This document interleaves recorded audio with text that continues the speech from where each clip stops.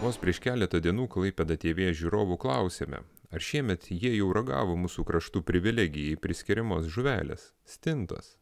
Čia ir žinia, jog kasmet Palangoje minimas stintų festivalis ne už kalnų, o tiksliau jau šį savaitgalį, visai aktuali. Bet respondentų atsakymai šiek tiek nustebino, nes tik 7% atsakė teigiamai, o dauguma pažymėjo, jog tokios nevalgė.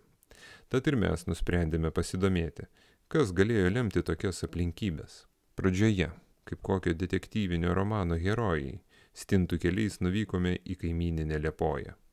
Nepaslaptis, jog Palangoje stintų garbė organizuojamas šventės išvakarėse, šio miesto turgavietėje Lietuvos verslininkai susirinkdavo į eilę įsigyti stintų pas broliukus latvius.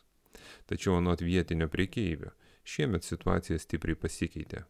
Ir jokio išaugusio susidomėjimo šią agurkais kvepiančią žuvimi jie nepastebėjo. Apskritai, Latvija apart vieno drąsuolio, neatsisakiusio kalbėti į kamerą, už kadro mus tikino, jog pas juos ši žuvelė nelabai vertinama. Už tai ir kaina gerokai žemesnė nei Lietuvoje. Sakote, jog Lietuvoje stinta brangesnė. Kaip manote, kodėl? Tai čia jūsų, lietuvių, mėgstama žuvis. Pas mus ji nėra tokia populiari. Kaimynų teigimu, stintos netrūksta, nors lyginant su praėjusiais metais laimikis prastesnis. Jau antras šimtmetį skaičiuojančios Halės prekeiviai spėliojo, jog matyt Klaipėdos krašte ir Šventojoje šiemet žvejams labai sėkmingi metai. Tad ir poreikio kreiptis į kolegas iš Latvijos jiems neatsiranda. O šių spėlionių teisingumą patvirtino ir Klaipėdos naujojo turgaus prekeivės. Anot pardavėjų, stintų šiemet tikrai netrūksta, bet panašu, jog pasiūla gerokai lenkia paklausą. O kaip pirkėjai, ar netrūksta tų pirkėjų palyginti? Trūksta. Aplamai žmonių turbūt trūksta. Galima sakyti taip, kad ta stinta paskui šaldysis ir turbūt vasarą prasidavinėsis, ar Ne, neliks? šiaip neliks. Užsisakom tokiais kiekiais, kad eina parduoti ir taip. Šį savaitgalį jau stintų festivalis artėja, ar ne, Palangoje? Na, ar jaučia prekeiviai ažiotažą tokį, sakykime, išaugusis? Pas mumis gal daugiau žmonių prisirenka tada, kai jau po šventės atvažiuoja stintų pirkti, nes ten nebelieka. Pinigų trūkumas, nes žmonės tikrai skundžiasi, gal ir nupirktų to žuvelės, bet mažai pinigėlių, už butą susimoki, komunalinės ir...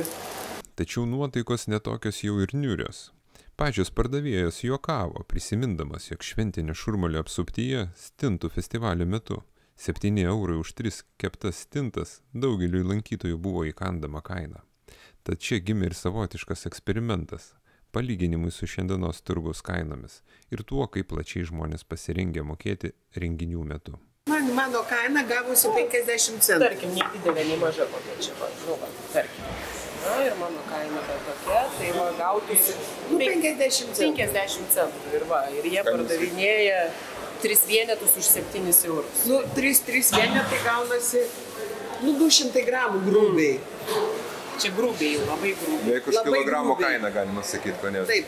Mes todėl ir juokiamės, kad mes prisikėpam geriau namuose ir važiuojam ten su lėkštute vaikštau ir dalyvaujam. Labai.